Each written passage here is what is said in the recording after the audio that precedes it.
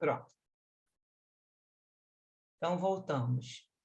Paramos aqui, então, quando o Miranda fala que o compromisso dele, do grupo todo, né, era, nesse momento, era afastar do local e tentar despertar aqueles espíritos perturbados ali, desequilibrados, para a sua realidade espiritual. Aí eles foram se aproximando, porque isso aqui eles estavam chegando, ó, só para recordar, o Dr. White vinha, encontraram um monte de espírito brigando, e como se fosse um monte de lobo disputando a energia de recém-desencarnado, vampirizando ali, porque eles ficam sugando aquela energia vital. E aí agora o médico fez um sinal para o Abdul. E o Abdul levantou sua voz e recitou um ayah, que é o versículo de uma das suras, que são os capítulos do Corão. Ele vai começar a recitar o Corão numa tonalidade ritmada, como se fosse uma poesia. E isso vai formando uma vibração especial. Aí o Miranda diz que com essa vibração especial e profunda, ele continuou emitindo som que envolvia as palavras. E subitamente houve um silêncio aterrador. E os bandoleiros, que aí nessa hora, esses espíritos perturbados, que eles chamam de bandoleiros aqui, espirituais, ficaram como se despertando da alucinação, deram uma parada, né? Nesse momento, a Ana, que era aquela enfermeira que ajuda o Dr. White, se aproximou carregando um archote que clareava o ambiente, erguido com o braço direito acima da cabeça. E, tomados de espanto, os vampiros e exploradores pararam a agressividade. Então, assustaram com aquela visão, né, iluminada ali. Mas um deles se destacou, veio chegando perto com um semblante cínico e cruel, e veio gritando que ele não tinha nada a temer. Aí começou a instigar os outros para se voltar contra eles, falar assim, se voltasse contra esses invasores e submetessem ele, né, a eles. Abdul, porém, se manteve irretocável, continuando a recitar o livro com respeito e seriedade, o que estava produzindo um impacto muito grande na massa alucinada, porque ele continuou falando e deve ter espalhado, e com isso vai espalhando a vibração, né? De vibração de luz, vai irradiando a energia que vai acalmando, né? Com certeza. Então, foi nessa hora que o Dr. White começou a explicar para esses espíritos que estavam aí também, todos perturbados, no caso, mais aqueles que tinham acabado de os desencarnados, que a ocorrência que aconteceu agora, pouco tempo antes, naquele dia 26 de dezembro, aconteceu a partir das 8 da manhã, e eles todos foram colhidos pela morte. Eles precisavam do repouso. Então, como seus despojos também, que estavam ali, deveriam ser cremados coletivamente, a fim de serem evitadas as epidemias que sucedem após esses acontecimentos. Agora, vamos parar para pensar. Tu imagina, 150, 200 mil corpos jogados, isso apodrecendo, né? Com o tempo vai passando, aí vai começar a estragar a carne e vem todos os animais, as bactérias, os vermes começam... Então, isso, lógico, que espalha doenças, vários tipos de doenças. Então, ele está falando aqui que os corpos deveriam ser cremados também, até para preparar, né, um pouco aqueles espíritos ali, que às vezes ficasse achando, está pegando fogo, porque o espírito muito agarrado, ele fica achando que está morrendo queimado, né, com várias ilusões. Que, na verdade, ele não sentiria nada se ele estivesse desapegado do corpo e se fosse um espírito que tivesse uma moral mais elevada. Aí ele explica isso para eles, para poder que eles tomassem consciência, entendeu? Que eles estavam desencarnados, que aquilo ali aconteceu, e eles precisavam repousar. No caso, ele estava oferecendo uma ajuda, né? E aí teve um espanto natural entre eles, né? E tomou conta dos desordeiros espirituais. E o padre Marcos, nessa hora, tinha os espíritos agarrando os outros. Ele diz que tirou um espírito das mãos que pareciam umas garras de um desses irmãos infelizes, os vampiros, conseguiu tirar esse espírito e desagarrar da mão do espírito lá, vampiro, e esse espírito se debatia entre os fluidos materiais dele, né? Pois as ligações do perispírito ainda não tinham sido totalmente interrompidas, o que proporcionava a ele angústias inenarráveis. Então, ele sente como se estivesse ainda afogando, como se estivesse se machucando, né? E ele conseguiu tirar isso, soltou da garra lá daquele espírito vampiro, mas ele olhou também e observou, e no caso o Miranda que está narrando, que eles observaram os vínculos que se alongavam até um dos cadáveres em deplorável estado de decomposição. Ou seja, eles estavam junto do espírito, que estava agarrado pelo outro vampiro, pegando ele com aquelas garras, e ele olhou e viu aquela ligação, os fios ligando esse espírito a um cadáver em estado de decomposição.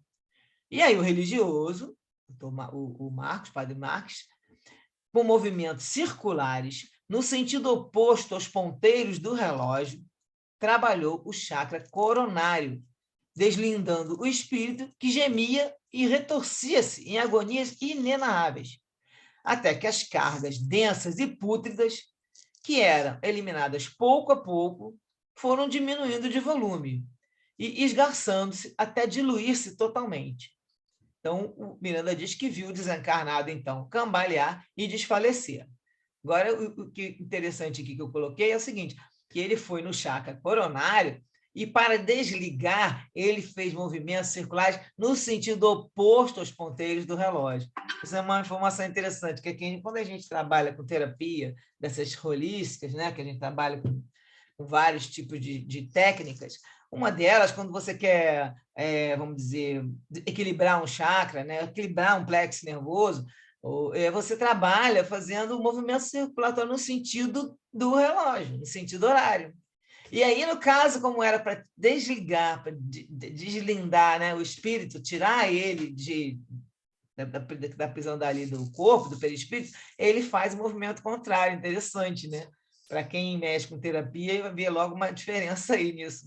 Eu achei interessante. E ele foi diminuindo, foi se esgarçando essa energia, e aí ele viu o desencarnado cambalear e pum, desfaleceu, ou seja, eles pegam ele, ó, ele fala aqui, ajudado por Yvon, o benfeitor retirou-o do grupo, colocando-o a regular distância, em sono agitado, dando prosseguimento com outro infeliz. Então, mesmo que ele tenha cambaleado e desfalecido, ou seja, ele agora entrou no sono, o sono ainda é agitado, porque eles ficam vendo, né, como assim, os pesadelos, né, ficam no sono vendo aquelas últimas cenas que foram no caso desse local, desse desastre, né? E aí ele deixou esse desencarnado e foi cuidar de outro infeliz.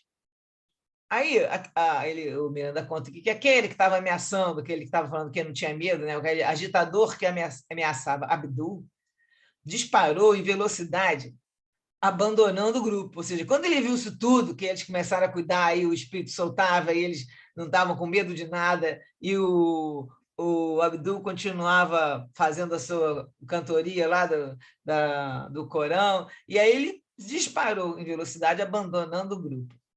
Enquanto o servidor do bem continuava conclamando-os à paz, no caso aí o médico, né? Aliás, ele fala aqui do padre, né? Que estava ali falando com o pessoal, e também o médico também, o doutor White. Estava ali conclamando eles, onde é que eu parei? Conclamando a paz, ao respeito pelas vítimas, a compaixão e misericórdia preconizado pelo seu livro sagrado. No caso, é o Abdul falando sobre do Corão. Então, o que ele fala? Respeito às vítimas, para que aqueles que estavam, né, ali vampirizando, né, tivessem mais respeito, tivessem compaixão, misericórdia. Isso aí a gente sabe que o espírito desequilibrado não vai nem escutar, mas às vezes um ou outro já está numa fase que já às vezes está cansado de fazer mal, porque o que eles contam muito, alguns estão lá porque estão sendo levados para aqueles outros comparsas, né? E às vezes eles estão cansados e nesse momento eles são tocados no coração. E aí, como a gente já viu várias vezes, quando ia lá o chefão deles, em seguida, quando eles conseguiam pegar o chefão, o resto tudo ia atrás, chorando e pedindo ajuda. Tem um ou outro rebelde, né, com raiva, que continua ali agindo daquela maneira, mas muitos são tomados por aquela energia, né, benéfica, e eles vão seguindo. Então, ele foi pedindo isso. E aí o Miranda conta que, em seguida, embora prosseguisse essa agressão de alguns mais rebeldes, ele e o grupo foram seguindo a atitude do padre Marcos e procuraram atender alguns sofredores em comovedora aflição e que se libertavam das mãos perversas que os exploravam. Então, nisso, eles iam fazendo a mesma coisa, iam soltando eles daqueles vampiros e iam trabalhando as fixações perispirituais de modo a atenuar os sofrimentos. E aí ele comenta também que, à medida que eram diminuídas as ligações com os cadáveres, aqueles que se encontravam imantados, esses espíritos, do mesmo jeito, experimentavam o torpor da desencarnação, entrando no sono agitado, típico das últimas imagens captadas antes da morte física. Então, foi o que eu falei. Eles vinham fazendo isso. Imagina, de novo, a gente imaginar em 150, 200 mil pessoas, 200 mil espíritos ali naquele tumulto, e eles iam pegando, pega um, passa, tenta, aí ajuda a deslindar o perispírito do corpo e pum, passava, entrava em sono, passava pelo... Lógico que tinha aquele pessoal que vai levando os espíritos para o local onde eles possam ser tratados depois, né? Então, isso, imagina essa imagem, eles trabalhando eles sem parar. Então, eu falo que é um pouco distante da zona infectada pelos fluidos densos e danosos, e aí é o que eu falei, grupos de padioleiros que se dedicavam a transferi-los para a nossa comunidade espiritual temporária, conduziam-nos silenciosamente. Então, eles iam desligando os espíritos, colocavam eles no local que os padioleiros levavam para essa comunidade temporária. Lembra que eu te falei que no começo eles estavam chegando no local onde eles iam se alojar para trabalhar. Então, eles estão num local do plano espiritual, que é um local de auxílio, um posto vamos dizer, um posto de saúde espiritual, e eles pegam e levam eles para essa comunidade, vão juntando lá. E Miranda continua dizendo que, enquanto acontecia essa atividade, Abdul falava diretamente com alguns obsessores e zombeteiros, que se encontravam presentes, explicando-lhes o sentido da vida e as leis que regem o universo. Tratava-se da necessidade de transformação moral para melhor, a fim de poderem viver realmente, libertando-se da névoa que lhes entorpecia a inteligência e alucinava os sentimentos.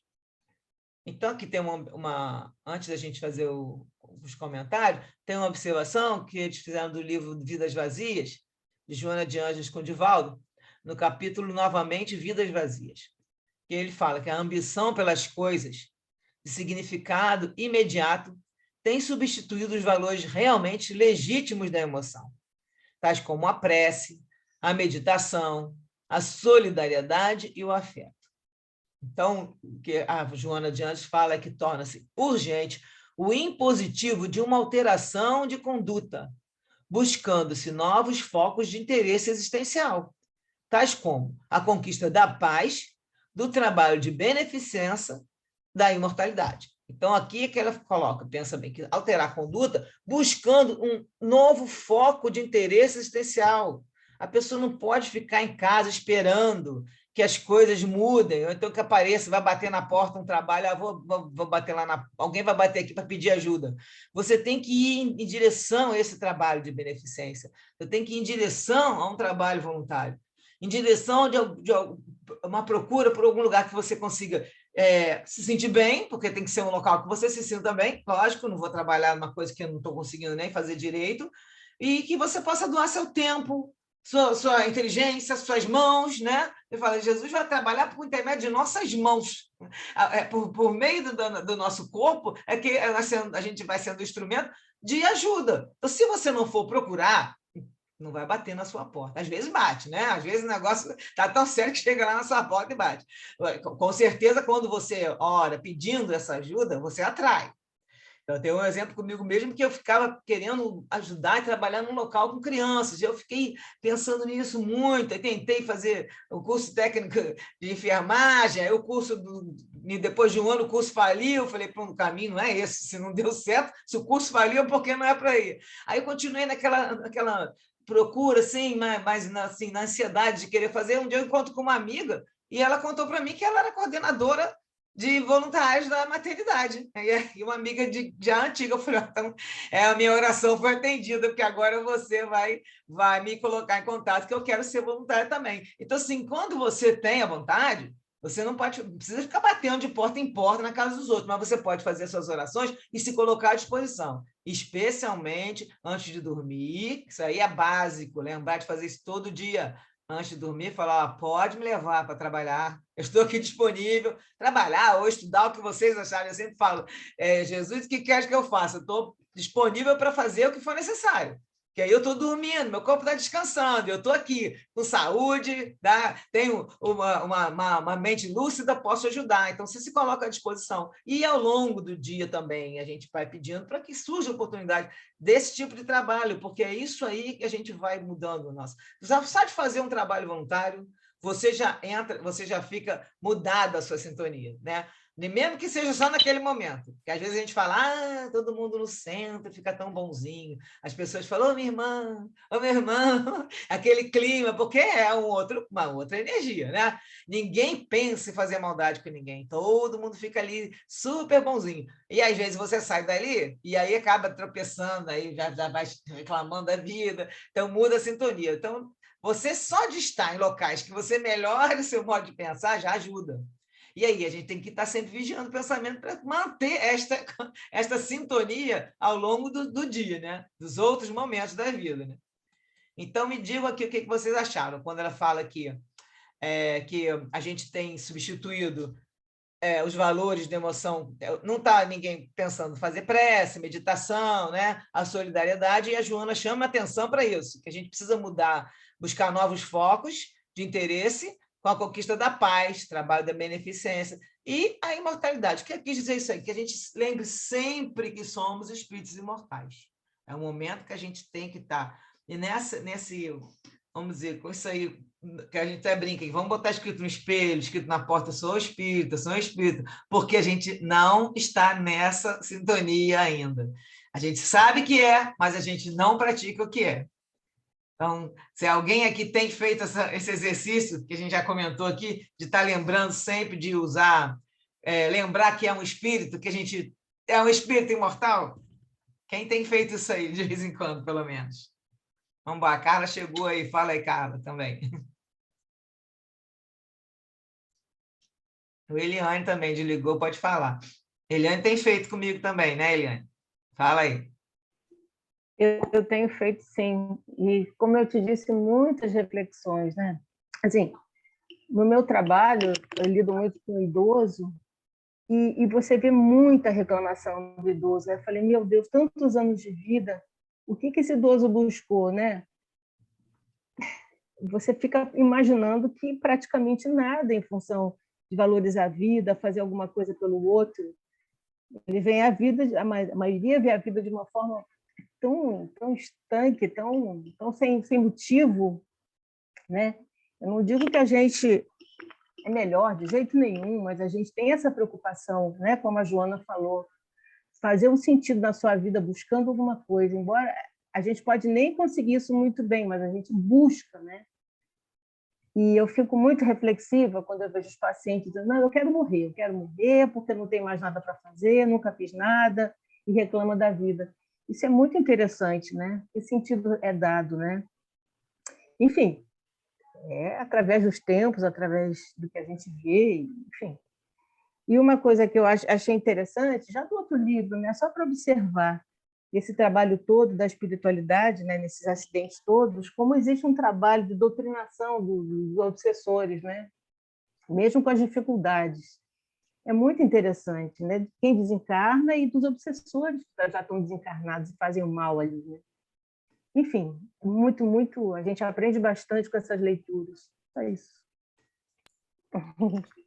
Também a covardia dos, geralmente, que chefiam, que fogem e deixam, geralmente, o grupo lá à mercê, graças a Deus, dos bons espíritos, né? Mas, geralmente, você percebe que os líderes não querem mudar e aí saem de perto, porque até ficam com medo de ser doutrinados, né? Então, saem correndo. Já não é a primeira vez que isso acontece, né? Eles ficam com medo de mostrar a fragilidade deles, né? Porque nesse momento ele tem que mostrar que é forte, né? Uhum. E esse aí se mandou também, estava ali todo, não tenho medo de você. Quando ele viu que o negócio ia continuar naquela vibração, aí que você falou, às vezes eles têm medo, né? Carlinha chegou aí, vamos comentar alguma coisa, dona Carla?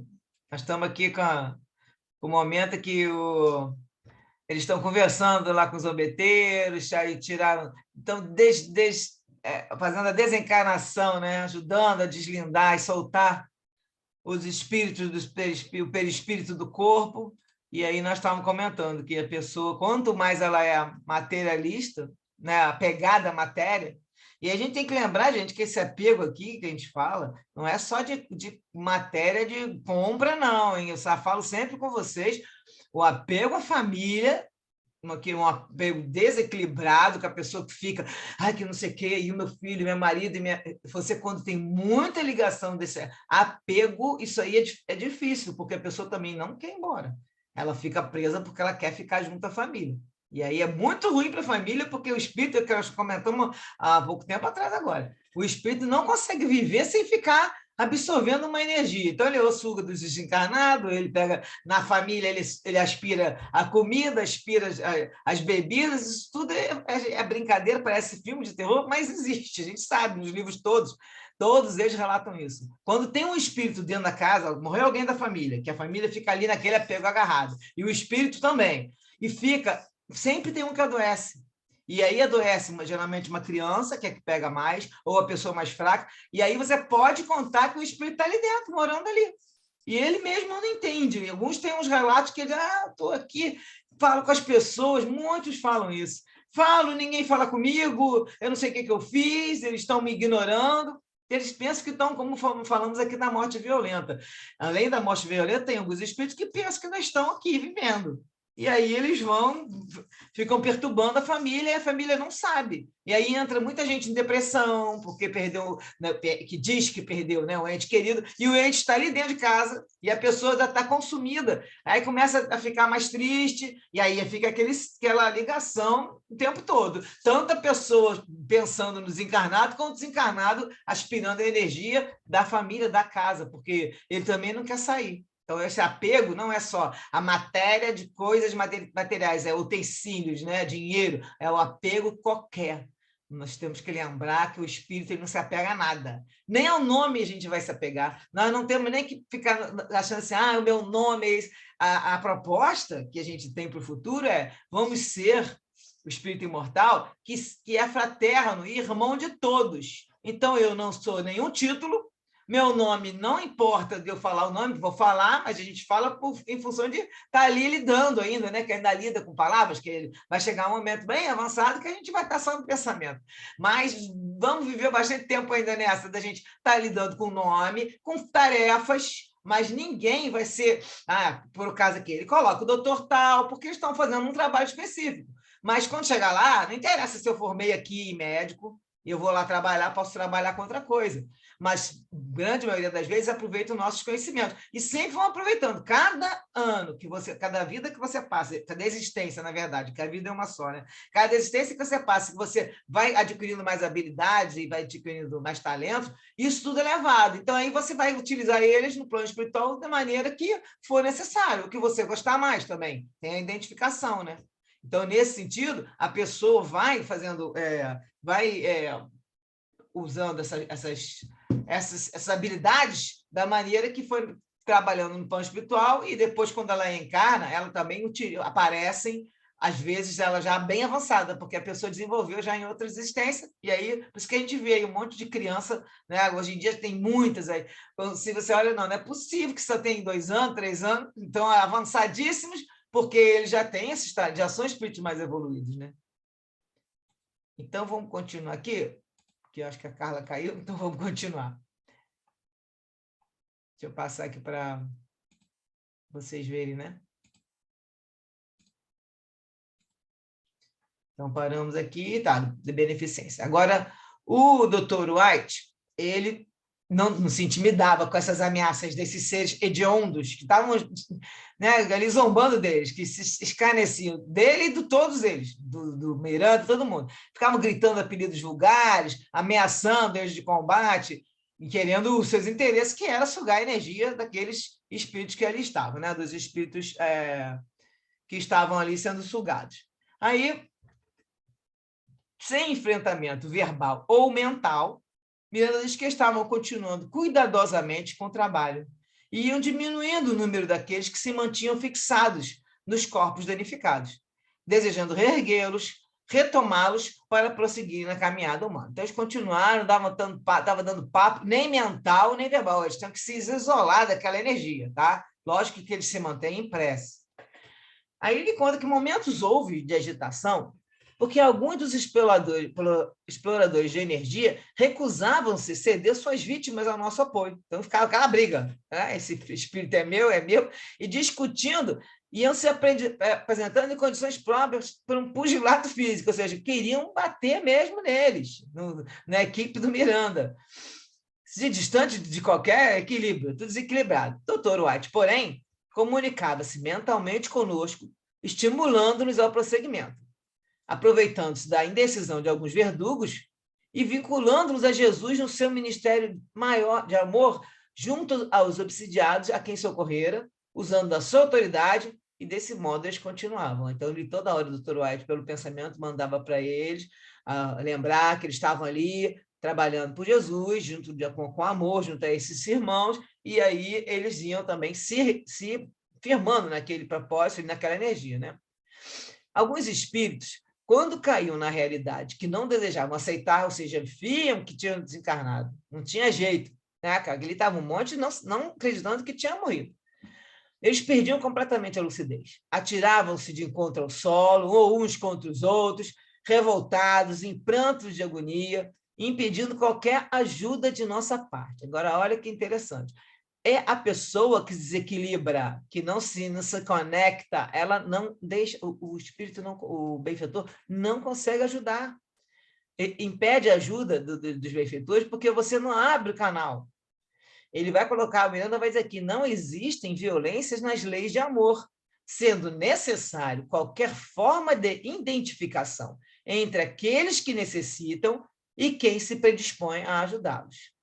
Eis porque, não poucas vezes, o sofrimento ainda é a melhor psicoterapia de que a vida se utiliza para despertar os dementados pelo prazer e aficionados da crueldade. Então, o que está querendo dizer aqui? Que tem que ter um canal, uma abertura entre a pessoa que está precisando de ajuda e o outro que quer ajudar. Eles não chegam ali na marra e puxam o espírito, ele está vendo que o espírito, no momento que o espírito está ali sofrendo, e ele deve emanar um sentimento, um pedido de ajuda, tipo, está ali, aí a pessoa não precisa falar, mas eles sentem que a vibração abrindo um canal e eles vão ajudando. Agora, aqueles que estão revoltados, com pranto de agonia, como ele fala, se atirando, batendo com a cabeça, eles impediam a ajuda deles. É o que o Miranda diz aqui. A observação é que precisa haver sintonia vibratória, de abertura para a recepção da vibração de amor dos benfeitores. E o que a gente usa? A oração, que é um canal de conexão que está à nossa disposição e que permite a ligação com a espiritualidade superior e a recepção da vibração positiva. Então, a oração, ela é para ser usada o tempo todo.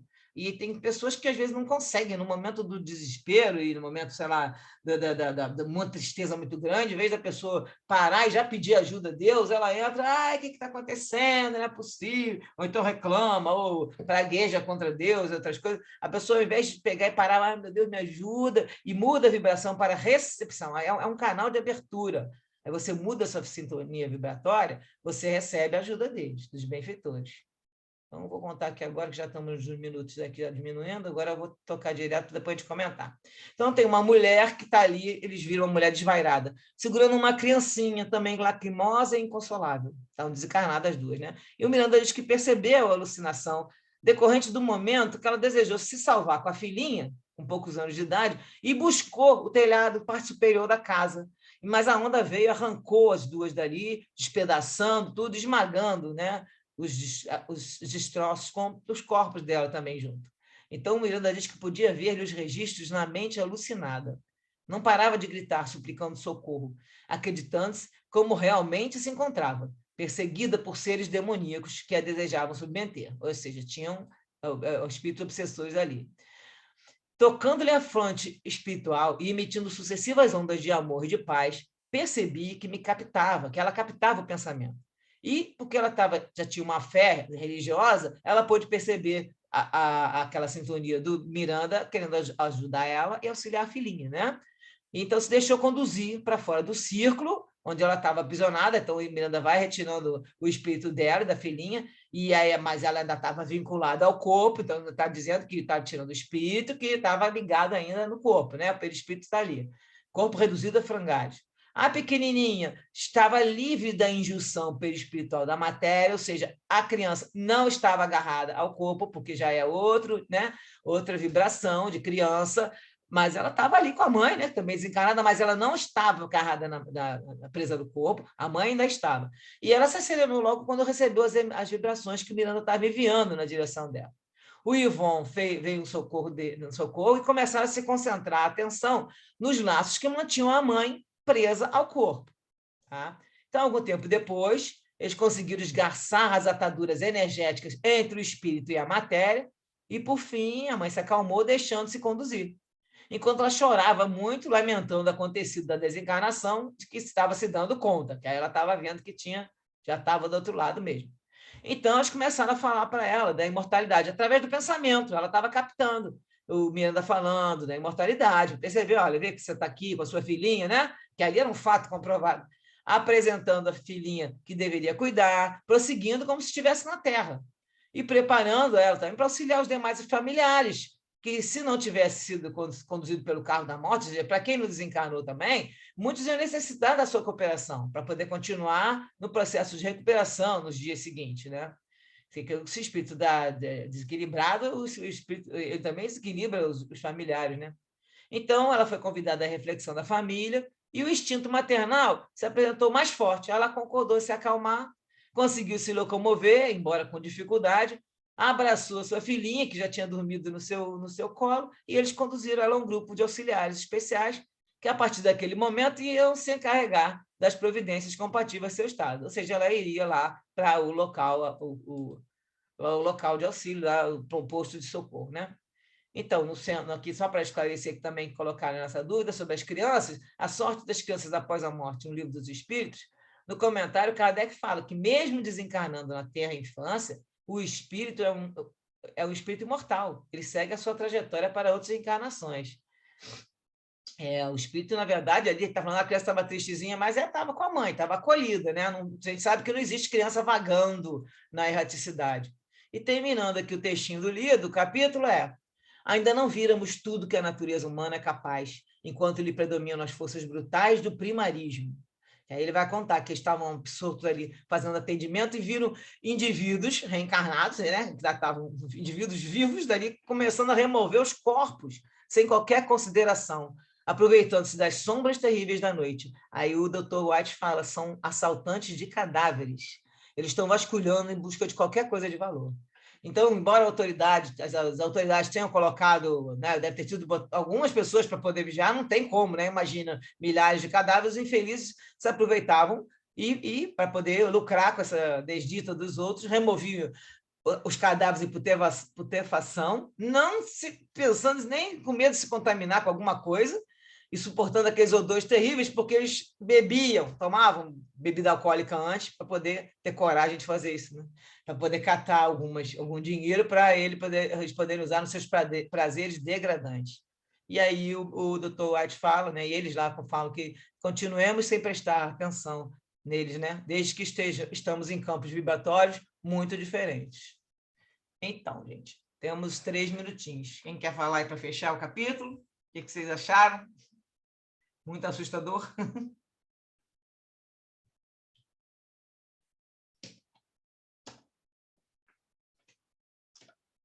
Alguma surpresa aí com esses espíritos aí? No final do capítulo? Assustador a ambição das pessoas, né, Su? Imagina você com 150 mil mortos, ainda tem algumas pessoas que sobreviveram, ao invés de agradecer, estão lá furtando os mortos, né? São os exploradores de cadáver. Imagina isso, né? É muito triste. Eles bebiam, né, para poder fazer alguma coisa, porque, na verdade, eles não tinham medo nem de contaminação alguma, de nada. Para tomar coragem, mas já tinham a intenção, né, Su? Porque quando você bebe, você não tem má intenção, você vai dormir, né? Mas quando você tem outras intenções, você vai fazer o quê? Você, muito antes de beber, já tinha intencionado fazer aquilo, né? Já tinha a intenção de fazer, né? Pois é. Quer fazer quem é que quer fazer prece final aí para a gente terminar? A Carla entrou e saiu, não deve ter continuado. Alguém quer fazer? Temos um minutinho só. É um agradecimento básico. Eu posso fazer aqui, mas se alguém tiver com vontade, eu vou fazer só então para a gente fechar os trabalhos da noite de hoje, tá? Vamos elevar nossos pensamentos para a gente agradecer por mais esse encontro de estudos e reflexão sobre a doutrina espírita, sobre, né, esse livro que a gente está estudando. Agradecemos a proteção dos amigos espirituais, a inspiração dos mentores, dos mensageiros do nosso Mestre Jesus, que nós possamos colocar em prática na nossa vida os ensinamentos que a gente recebe aqui, fazer as mudanças necessárias para a nossa evolução, agindo mais com amor e caridade, né? Auxiliando o próximo sempre, todo momento que a gente puder.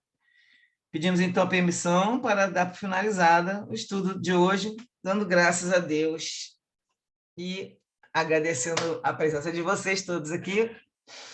A semana que vem a gente fecha o ano, vai terça-feira que vem a gente estuda mais um capítulo, e aí depois a gente volta em janeiro para poder continuar aí umas semanas assim, durante as férias. Tá bom, gente? Boa noite, acabar. Gente. Vou fazer evangelho. Vai acabar agora aqui. Beijão. Boa noite. Boa noite a vocês. Obrigada. Beijo. Tchau. Para todo mundo. Beijo. Tchau.